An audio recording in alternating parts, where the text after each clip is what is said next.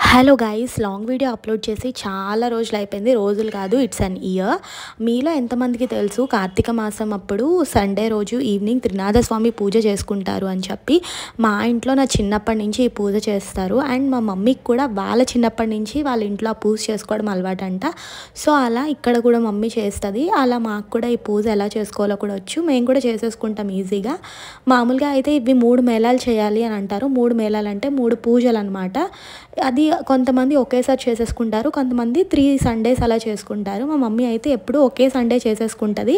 అంటే 3 పూజలకి సంబంధించిన ఒక్కొక్క దేవుడికి 3 దీపాలు, 3 ప్రసాదాలు, ఇంకా 3 చెంబులతో నీళ్ళు, ఇట్లా అన్నీ 3 చేసుకుంటారు. అంటే 3 రోజులు చేసుకున్నట్టు 3 ప్రసాదాలు పెట్టుకున్నట్టు అంతనమాట.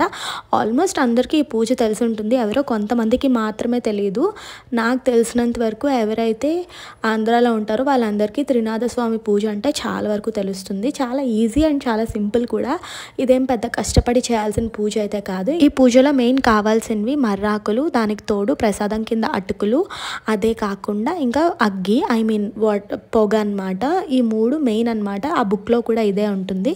హాఫ్ దీపాలు అయితే మమ్మీ పెట్టేశారు, మిగతా హాఫ్ దీపాలు డాడీ పెట్టేశారు. ప్రతి ఇయర్ నేనే చేసేదాన్ని పూజ, కానీ ఈసారి బేబీ ఉండడంతో నేనైతే చేయలేకపోయాను. బట్ నేనైతే కథని విన్నాను. ఈ కథలో కూడా ఉంటుంది, పూజ చేయాల్సిన అవసరమే లేదు, ప్రశాంతంగా కథ విన్నా చాలు, ఆ ప్రతిఫలం మనకైతే దక్కుతుంది అని చెప్పేసేసి. ఇంకా ఎప్పుడూ దేవుడు బ్లెస్సింగ్స్ మనతోనే ఉంటాయి. మనం ఆ బ్లెస్సింగ్స్ ఉంటేనే కదా ఇంత హ్యాపీగా ఉంటాము. అండ్ అదే కాకుండా పూజ ఎప్పుడు చేయాలంటే ఈవినింగే చేయాలి. అంటే ఆఫ్టర్ 6, అంటే పూర్తిగా చీకటి పడిన తర్వాత ఈ పూజ చేస్తారు. ఆ తర్వాత ఈ పూజకు పెట్టిన అటుకులు, అట్టిపళ్ళు, ఇంకా తమలపాకులు, చెక్కలు, ఇవన్నీ కూడా ప్రసాదంలో కలిపేసి అందరికీ పంచుకోవాలన్నమాట. ఇంకా అంతే, ఇంత సింపుల్గానే ఉంటుంది. కొంతమంది సమ్మర్లో కూడా చేసుకుంటారు. సమ్మర్లో ఏదో ఒక సండే అయినా చేసుకోవచ్చు. మా మమ్మీ సమ్మర్లో కూడా చేస్తుంది. సమ్మర్లో చేసినప్పుడు మామిడి పండు పెడతాము, ఎందుకంటే అప్పుడు వచ్చిన సీజన్ కాబట్టి, సీజనల్ ఫ్రూట్. ఈసారి అయితే డాడీ చదివేశారు కదని. ఇంకా అంతే, ఇంట్లోని కార్తీక మాసం వచ్చిందంటేనే పూజలు, ఆ వైబ్, ఆ డివోషనల్, ఇదంతా చాలా బాగుంటుంది కదా. ఆల్మోస్ట్ ఇప్పుడు అందరి ఇంట్లల్లోని పూజలు అయ్యి చాలా ఎక్కువైపోయినాయి. ఇంకా చాలామంది అంటూ ఉంటారనమాట, కార్తీక మాసంలో పౌర్ణమికి ముందు చేసే పూజలు చాలా మంచిది అని చెప్పి. ఇంకా మా బేబీ కూడా నాతో పాటు కూర్చుంది పూజలోని. తను బుడ్డి పాదాలు వేసుకుని ఇంకా పూజను చేస్తునేటప్పుడు అట్లా అలా చూస్తూ ఉంటుంది. తను ఏదైనా చేసేటప్పుడు ఒక మంచి కాన్సన్ట్రేటెడ్గా చూస్తుంది అనమాట. నాకు అది బాగా నచ్చుతుంది. ఆ కళ్ళని అలా పెట్టేసి అక్కడ ఏం చేస్తున్నారు అని చెప్పి అయితే చూస్తుంది. మా డాడీ పూజ చదువుతున్న మధ్యలో కూడా దాన్ని చూసి హలో, హాయ్ అని చెప్పి అంటూ ఉంటున్నారు. తను మంచిగా రియాక్ట్ అవుతుంది అట్లా చేసేటప్పుడు. ఈవెన్ నేను ఈ వీడియోకి వాయిస్ ఓవర్ ఇస్తున్నాను, షీ వాస్ క్రయింగ్ దేర్.